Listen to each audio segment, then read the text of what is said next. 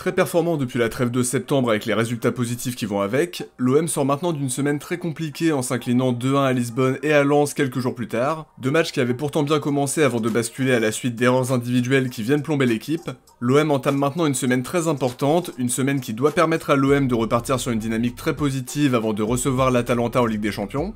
Ça commence par la réception d'Angers, actuel 15ème du championnat qui a le maintien en ligne de mire. On va analyser tout ça dans l'avant-match en commençant par un focus sur la compo de Roberto De Zerbi, avant de faire l'analyse des deux équipes, de parler des joueurs à suivre de part et d'autre, et de terminer sur mon pronostic pour cette 10ème journée de Ligue 1. Alors justement, n'oubliez pas de me donner votre prono avec le score exact dans les commentaires, on découvrira qui a vu juste dans le débrief du match, et dites-moi aussi si vous êtes confiant pour ce match contre Angers, ou si à l'inverse vous craignez une troisième contre-performance d'affilée. On commence directement avec un focus sur la compo de Roberto De Zerbi, pour qui la liste des blessés s'est encore allongée un peu plus ces dernières heures. Déjà on va pas récupérer Kondogbia et Traoré, tout comme Medina et Gouiri qui sont absents de longue durée. Balerdi s'ajoute à la liste et ne sera visiblement même pas sur le banc puisqu'il est touché au mollet. Même chose pour Tim Weah qui s'est blessé à la cuisse contre Lens. Je m'attends à voir quelques changements par rapport au 11 de samedi. J'aimerais voir Murillo et Emerson sur les côtés de la défense avec Egan Riley et Aguerd devant les buts de Rouli. Højbjerg et Vermieren associés dans l'entrejeu avec Matt O'Reilly un cran plus haut pour déstabiliser le bloc bas angevin grâce à ses qualités techniques. Puis offensivement, Greenwood, Aubameyang, Peixão qui semble être une évidence sachant qu'en dehors de Robinho Vaz, on n'a pas énormément de solutions offensives pour faire souffler qui que ce soit. Dites-moi ce que vous pensez de ma compo, est-ce que ça vous semble cohérent ou alors faut-il faire enchaîner Pavard pour qu'il ne doute pas plus longtemps? Donnez-moi votre ressenti dans les commentaires de la vidéo. On passe à l'analyse des deux équipes en commençant par l'OM qui va retrouver le Vélodrome après 2 déplacements consécutifs, un stade qui fait vraiment notre force sur ce début de saison parce qu'on n'a pas perdu le moindre match à domicile, 5 victoires pour 0 défaites toutes compètes confondues, donc il faut continuer cette très belle série contre Angers dans un match qui ne sera pas simple pour autant. Je m'attends à affronter une équipe bien regroupée derrière et qui va tenter de nous punir en phase de transition en lançant Sheriff et Sbaï dans la profondeur. Faudra réussir à déstabiliser leur défense grâce à des joueurs qui ont des qualités techniques certaines comme Greenwood et Peixão. Les déplacements incessants d'Aubameyang et un joueur comme O'Reilly, voire Gomez ou Nadir qui peuvent se projeter dans le cœur du jeu en étant aussi assez mobiles pour offrir des solutions et tenter leur chance de loin si la défense d'Angers est vraiment très regroupée.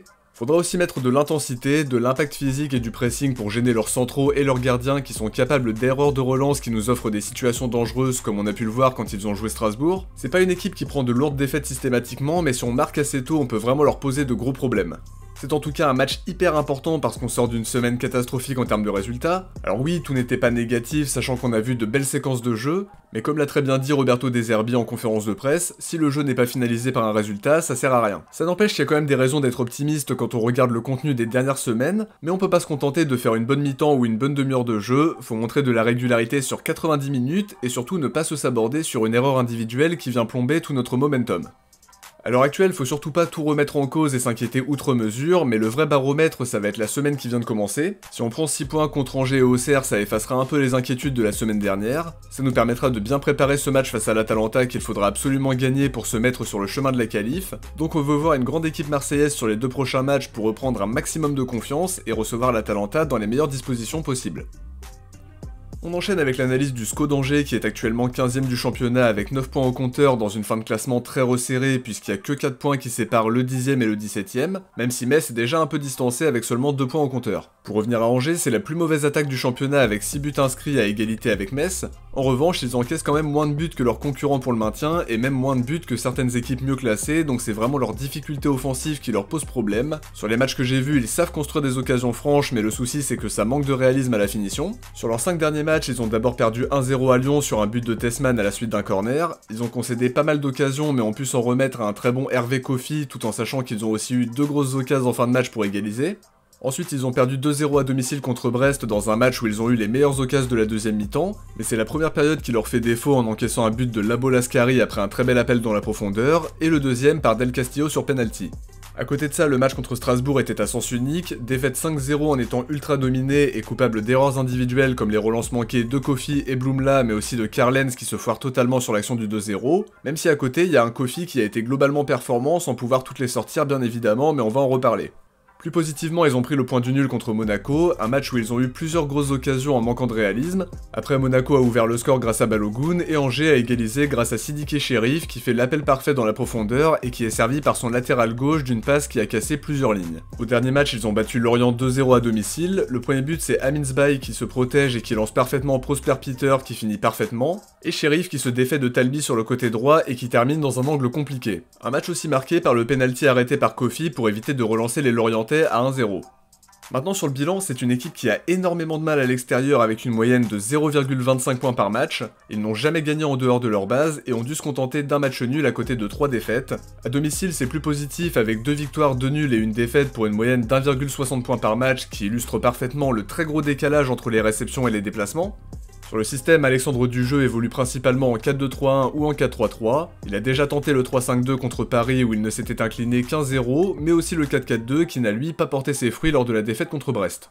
En termes d'absents, ils ne pourront pas compter sur Alevina qui vient de se faire opérer. Baya et Peter sont également blessés, mais ils ont récemment récupéré le vétéran Pierrick Capel, qui dispute sa 10e saison à Angers à maintenant 38 ans.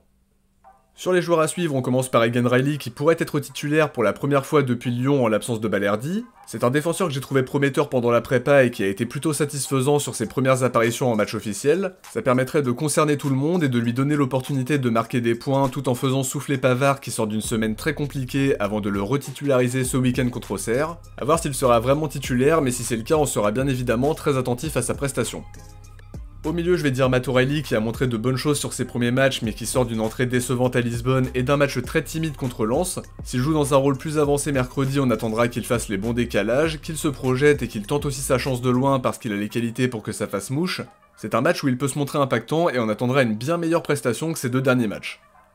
Offensivement, je termine avec Oba qui a vécu une entrée compliquée contre Lens en étant peu servi, beaucoup d'appels dans le vide dans une animation offensive très pauvre en deuxième mi-temps. Faut aussi rappeler que Baidoo ne lui a pas fait de cadeau et a été très dominateur dans les duels comme contre Robinho Vaz. Face à Angers, c'est typiquement le joueur qui peut débloquer la situation grâce à son placement dans la surface, en tentant sa chance au bon moment et en pesant sur la défense adverse grâce à sa mobilité et son intelligence de jeu. Côté Angevin, je vais commencer par Hervé Kofi qui sort d'une saison frustrante à Lens où Mathieu Ryan lui a souvent été préféré. Son arrivée à Angers lui permet de redevenir titulaire indiscutable et de montrer toute l'étendue de son talent. C'est l'un des joueurs d'Angers qui m'a fait le plus forte impression sur ce début de saison parce qu'il est très bon sur sa ligne et ses nombreuses parades permettent de retarder l'échéance mais pas indéfiniment, sachant qu'Angers a subi énormément de tirs cadrés depuis le début du championnat. En dehors de son erreur de relance contre Strasbourg, il a fait quand même 7 arrêts dans le match sans avoir pu empêcher la défaite 5-0. Faudra réussir à le prendre à défaut parce qu'il fait un très bon début de saison à mon sens. Au milieu, je vais dire Belkebla qui est souvent performant avec Angers et c'était déjà le cas à Brest. Il l'a montré contre Monaco récemment en étant impérial au milieu de terrain, que ce soit dans l'orientation du jeu, le travail défensif et dans le pressing. Faudra que nos milieux prennent l'ascendant sur les milieux angevins et si Belkebla est dans un bon soir, ça va vraiment les aider. Offensivement, je termine avec Sidiki Cherif qui du haut de ses 18 ans est l'attaquant en forme du SCO. Il a marqué 2 buts sur les 2 derniers matchs, le premier contre Monaco parfaitement lancé dans la profondeur avant de montrer sa finition clinique, puis contre Lorient où il se défait de Talbi avant de marquer angle fermé. On pourrait dire la même chose de Prosper Peter qui a lui aussi 18 ans mais qui est actuellement blessé, preuve que la jeunesse d'Angers a beaucoup d'avenir. On termine cette analyse avec mon pronostic. Alors comme l'a très bien dit Deserbi en conférence de presse, il ne faut absolument pas sous-estimer Angers qui peut nous mettre en difficulté. Ils n'encaissent pas énormément de buts par rapport à leur classement et malgré leurs soucis en termes de réalisme offensif, ils savent construire des occasions franches, donc s'ils règlent la mire ça peut faire mal. Ça n'empêche que si l'OM met les bons ingrédients et montre de la régularité sur 90 minutes en se calquant sur le contenu qui a été proposé ces dernières semaines, on peut s'imposer facilement mais l'entame de match sera très importante. Faudra marquer le plus tôt possible pour ouvrir des espaces et enchaîner les buts après ça. Perso, je reste positif et je vais miser sur une victoire marseillaise 2-0 qui nous permettrait de pas douter plus longtemps, de reprendre notre marche en avant au classement. On sera aussi attentif aux résultats de la journée en espérant des faux pas de nos concurrents, mais le plus important c'est de faire le boulot contre Angers, de continuer notre excellente série au Vélodrome et d'engranger un maximum de confiance. De mon côté, j'arrive à la fin de cette analyse d'avant-match, j'espère qu'elle vous a plu et si c'est le cas, n'oubliez pas de laisser un like avant de partir pour le soutien et pour le référencement. N'hésitez pas à vous abonner en activant la cloche si c'est pas déjà fait pour ne rien louper des prochaines vidéos. Si vous avez regardé l'avant-match jusqu'au bout, écrivez Aguerd dans les commentaires. Je vous dis à très vite pour l'analyse du match en espérant la victoire. Ciao, portez-vous bien et surtout allez l'OM.